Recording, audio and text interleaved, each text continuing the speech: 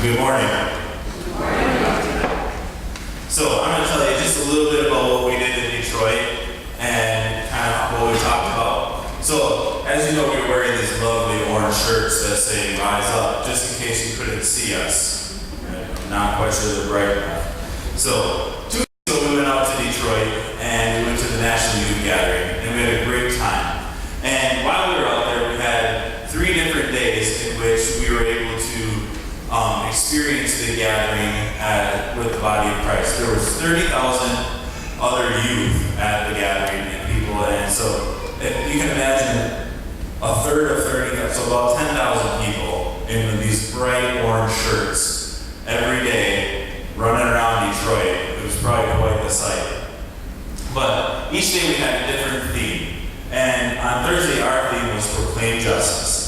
And during our Proclaim Justice Day, it was a day where we went and stood in the hot sun, waiting to go and proclaim justice, to go do some service work in Detroit, go help. We were going to go and help board up houses and clean up vacant lots, but our bus never arrived. And so we stood in a lovely Detroit day, and it was about 80 degrees and sunny, and there was a gentle breeze. But our day didn't look quite like what we thought it was going to look like. So we didn't get to go and actually do our community service that day because there was an accident on the highway, and the buses got all backed up, and we were one of the later groups to go out that day. So we ended up not being able to go and do our service project, which was okay. We punted, we did okay. Our group held it together pretty strong. And we went to Hard Rock Cafe instead, so we went and found some air conditioning and ate some good food, listened to some good music, so all was not lost. But it was a good day to be able to just kind of hang out as a group and hang out with other people that were around us and kind of hear some of their stories, where they were from, played a little frisbee, played some cards, talked a lot, were on our phones, they Snapchatted a lot, I think, all sorts of good stuff like that. And then on Friday, the theme was Proclaim Story. And during our Proclaim Story Day, we met with everybody from the South Central Senate of Wisconsin, and we listened to each other's stories, we worshiped together, and we got the theme is My Story. And every youth got a book that they were able to use to kind of think about what their story looks like. What does their life timeline look like? How does God interact in our story? How do people around us interact in our story? Not with just faith, but just in life in general. What does your story look like? So we worked through that with everybody from our Synod, and we were to interact with them, get up and share different parts of our stories. We did the confession the same way we did it this morning, with bearing each other's burdens, and that Christ takes our burdens and makes them clean.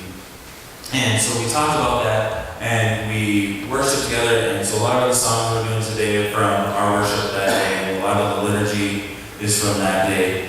And so it was a wonderful day to just kind of relax inside some air conditioning, and then we went to B-Dubs, which was also another highlight of our kids. We went and got some good chicken wings and other delicious food. Everything's about the food sometimes. And then on Saturday, we had our Proclaim Community Day. And Proclaim Community Day was a day where we got together with those 10,000 people that we stood out in the hot sun with, and we got to stand in air conditioning. And they had different booths set up throughout the Cabo Center, where we were at, which is their community center. And they had different booths and different activities for the kids to do. They had bounce houses, they had high ropes course, they had a bunch of sports set up, soccer, basketball, ultimate frisbee, field hockey, kickball, dodgeball. And it was a great day for us to just kind of relax and unwind and be with other people from all over the country. And some of our gals did what was called the water walk, and that was part of Lutheran World Relief. I'm trying to get it all caught up, but Lutheran World Relief, and it was a walk where they went and donated money, and they carried water around to help carry the burdens that people in countries less fortunate that don't have clean water, and how they have to walk to get their water and carry it back. And so they did that, and then they went to other groups around the Cabo Center, and the boys, I mean, they were really into color, making awesome trees of what their faith looks like, and they did some puppets. No, they didn't. They went and played sports the whole time, and so they had a good time doing that. And it was just a great day to be able to unwind and be in community with each other and fellowship. And then every night we went to Ford Field out in Detroit, and we got to listen to different speakers. A lot of the speakers just told their stories. We had a lot of speakers, at least one speaker every night that was from Global Missions. And what's that? Yagams, Young Adult in Global Mission, right? Young Adult in Global Mission. And they just told their stories about how God has interacted with them and how God called them to go overseas and how they weren't quite equipped or how they were just excited in the different stories that they heard and how God helped them through their time that they were overseas. We had people in Madagascar, people in Mexico, and in Africa. And so it was just a great time to be able to hear the stories. We had a lady share her story about how she makes these coats and how they hand coats out to the homeless people and how she hires people that were in women's shelters to help make the coats from Detroit. So just a wide variety of stories that we heard. And so that was awesome.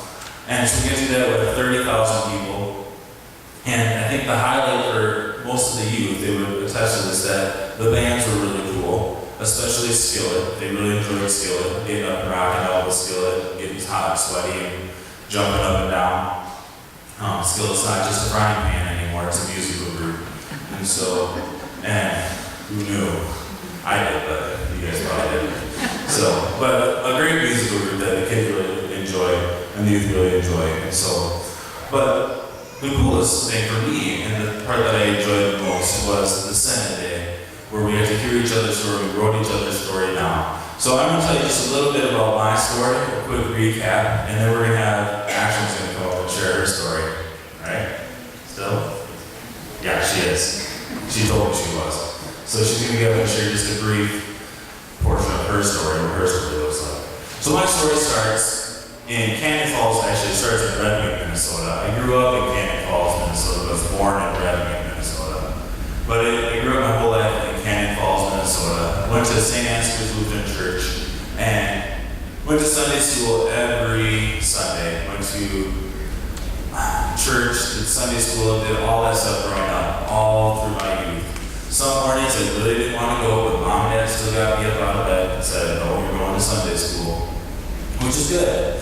And so I did that. I knew all the Bible stories, and and I knew everything. We learned all that really cool stuff. Had a lot of great Sunday school teachers. And then I got to middle school, junior high, Canyon Falls. And in junior high, I went to confirmation. It was really not very exciting. And so we got to get up every morning, every Saturday morning and go to confirmation. So that was really great. And we got to listen to Pastor Chuck teach us all about confirmation and all of the catechism and all the great stories that we got to hear. And some of them sunk in, some of them didn't, but it was a good time getting together with your buddies in the morning, half asleep, half awake, all that kind of good stuff. Then we also did Sundays in 8th grade and Wednesday nights and everything. So if anybody ever complains to you now from our congregation about, we really don't get that. Our kids really enjoy confirmation now, I think, right? Good answer. I did confirmation, and it was wonderful, and got confirmed. And then in high school, I did youth group every Wednesday night, and went on every youth trip, except for one, because I don't like horses when they went to a new ranch. It's just not my speed. But I went to the mountains 3 times, I went to the National Youth Gathering 1 year, and just had wonderful times with my buddies doing that. But more importantly, I just went to everything that was church related. I knew all the stories I got and I thought. And then I went to college. And in college, I don't have mom and dad. Mom and dad did not make me get up and go to church in the morning. Mom and dad did not make me go and do all that kind of good stuff. So I didn't really. And then it came to the time where I needed to do an internship for my Parks and Rec management degree. And I was like, talk to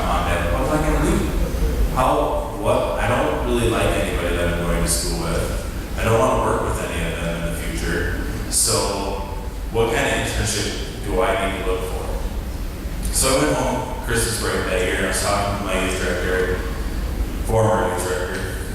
former youth, and he's like, you should work at camp. I'm like, camp? I've never been to camp. Why would I want to go work at camp? No, it's really awesome. It'll totally work for your Parks and Rec management degree. It's gotta work. And so I went, took the application, and his sister at the time was the one in charge of hiring, so he put in a good word for me. And set up a phone interview. He had a phone interview for working at camp, and by the glory of God, they hired me. And because I had never worked with kids before, I taught little kids Sunday school when I was in high school, mainly because my best friend was doing it, and there was a girl there that was doing it with us. I like girls, so I did that. And but I got hired at camp, and my advisor approved working at camp as a summer internship, which I still don't know how that worked, because I get to hang out with kids and teach them about Jesus and play kickball and stuff like that. And it counted as an internship, so it was great. And so I went to camp, and I knew all the answers, I knew all the stories, but I didn't know what it really meant to me until I worked at camp. And all those stories just I just got it. Yeah, okay, it's more about the stories. It's more than just knowing that, Moses carried the Ten Commandments down from Mount Sinai. It's more than knowing about the floods. It's more than knowing about Jesus dying on the cross. It's life, and it really affected me, and I really just started to get it. I started to be able to just go all in, and from then on, I love teaching kids about Christ. I love teaching kids about how their story intertwines with God's story.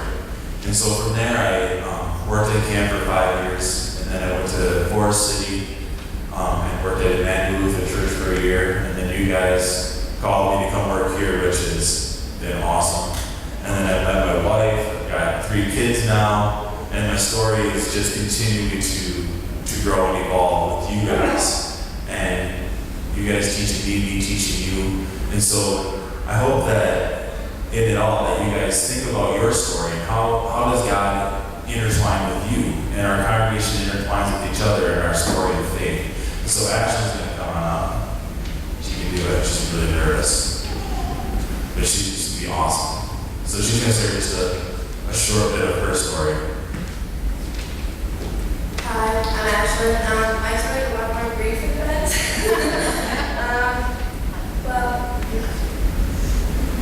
Okay, so I have very few memories when I lived in our old house. Only little bits and pieces of the randomest moments that happened. But I don't have any memories whatsoever of the previous church I attended.